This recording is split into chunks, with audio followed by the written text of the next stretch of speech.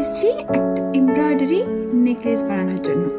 তো দেখো কি কি লাগছে এটা বানানোর জন্য। আমি এমব্রয়ডারি করে নিয়েছি, এটা কিন্তু সিল্ক থ্রেড দিয়ে করেছি, পুরোটা সিল্ক থ্রেড দিয়ে।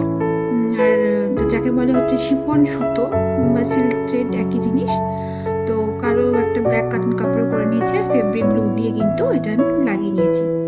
এরপরে একটা মাউন্ট বোর্ডের উপর লাগিয়ে নিয়েছি। এবারে দেখো কি কি লাগছে। তো আমি এটা যেহেতু পুরো পালস দিয়ে বানাবো, সেজন্য আমি অনেকগুলো পালস নিয়ে নিয়েছি। কিছু ছোট্ট ছোট্ট একদম 4 mm এর জাম্প স্ট্রিং নিয়ে নিয়েছি, আর কিছু লক বিটস বা এটা বলতে পারো সিলভার বিটস নিয়ে নিয়েছি। তো আর নিয়ে নিয়েছি 0.5 mm এর তার, সিলভার তার।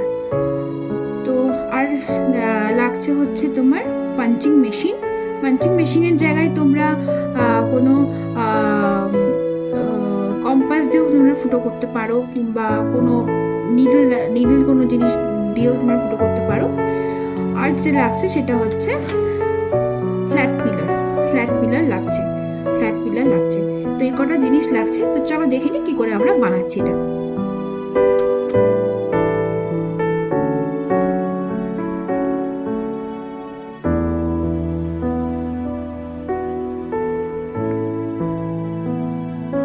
প্রথমে আমরা দুদিকে দুটো ফুটো করে নিয়েছি। এরপরে যতটা তার লাগবে আমরা তার নিয়ে নিচ্ছি। তো এবার দেখো যতটা পরিমাণ তার আমার দরকার, যতটা পরিমাণ তার নিয়ে নিয়েছি।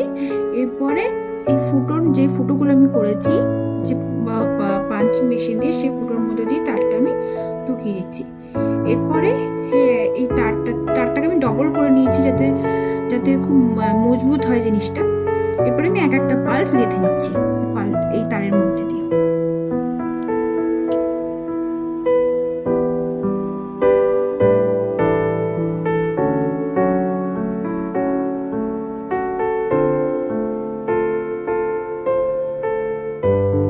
খুব ইজি প্রসেস এটা বানাতে পারবে।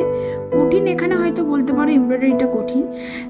এমব্রয়ডারিটা কিন্তু তোমরা যে কোনো এমব্রয়ডারি কোনো কাজ যদি তোমরা শিখে থাকো তাহলেই কিন্তু পারবে। তোমরা যদি বলো যে তোমাদের কোনো এমব্রয়ডারি দরকার, মানে তোমরা শিখতে চাইছো এমব্রয়ডারি, তাহলে কিন্তু তোমরা কমেন্ট বক্সে কমেন্ট করতে পারো, তাহলে কিন্তু আমি এমব্রয়ডারির কিছু ভিডিও তোমাদের দিয়ে দেবো।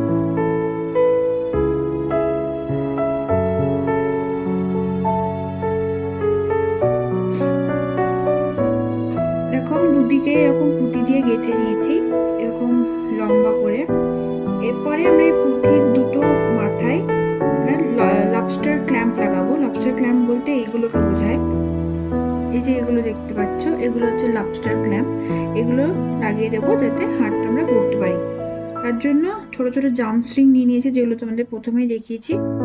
এই জাম্প স্ট্রিংগুলো আবার লাগিয়ে নিচ্ছি। দেখো প্রথমে কিন্তু জাম্পিংটা লাগিয়ে নিচ্ছি, তারপরে কিন্তু জাম্পিংয়ের সাথে লবস্টার ক্ল্যাম্প ভালোভাবে লাগিয়ে নিতে হবে। তারপরে জাম্পিংয়ের যে মুখটা আছে সেটা কিন্তু ফ্ল্যাট পিলার দিয়ে কিংবা নোজ পিলার থাকলে খুব ভালো হয়। নোজ পিলার দিয়ে বা ফ্ল্যাট পিলার দিয়ে কিন্তু ভালোভাবে সিকিউর করে দিয়ে চেপে দিতে হবে, যাতে আর লবস্টার ক্ল্যাম্পটা যাতে বেরিয়ে না আসে। তো দেখো এরপরে কিন্তু আরেকটা জাম্পিং নিয়ে নিয়েছি, আর একটা যে হাড়ের দিক আছে ওই দিকে কিন্তু একটা লাগিয়ে নিচ্ছি, যাতে লবস্টার ক্ল্যাম্পটা আমরা লাগাতে পারি। তো এটা ভালোভাবে সিকিউর করে দিতে হবে, ভালোভাবে চেপে দিতে হবে, যাতে খুলে না আসে।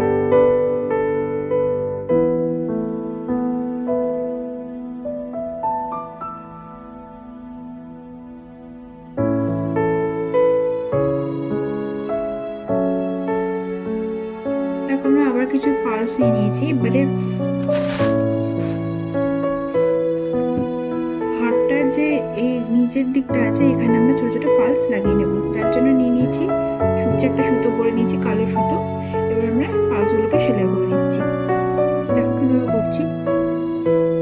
একদম মিডিলটা আমাকে দেখতে হবে, যেহেতু দুটো হলুদ ফুলের মাঝখানটা হচ্ছে এটা। তো এই লাইন বরাবর আমরা কিন্তু লাগাবো।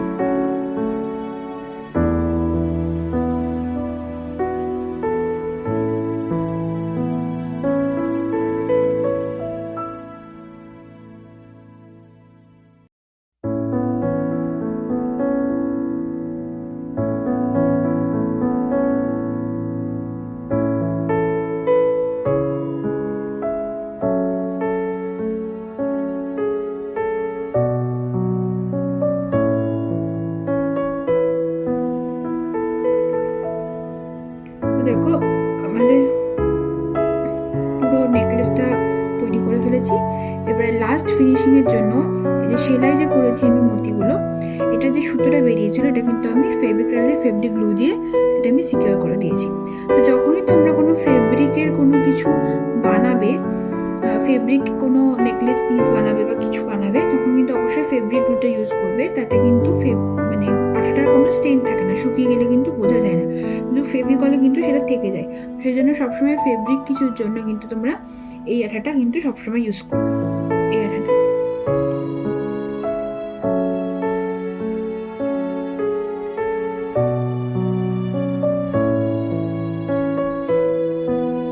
এটা কিন্তু যে কোনো ইয়েলো, বিশেষ করে ইয়েলো কালারের কোনো কস্টিউমের সাথে বা কোনো শাড়ির সাথে কিন্তু এটা দারুণ যাবে।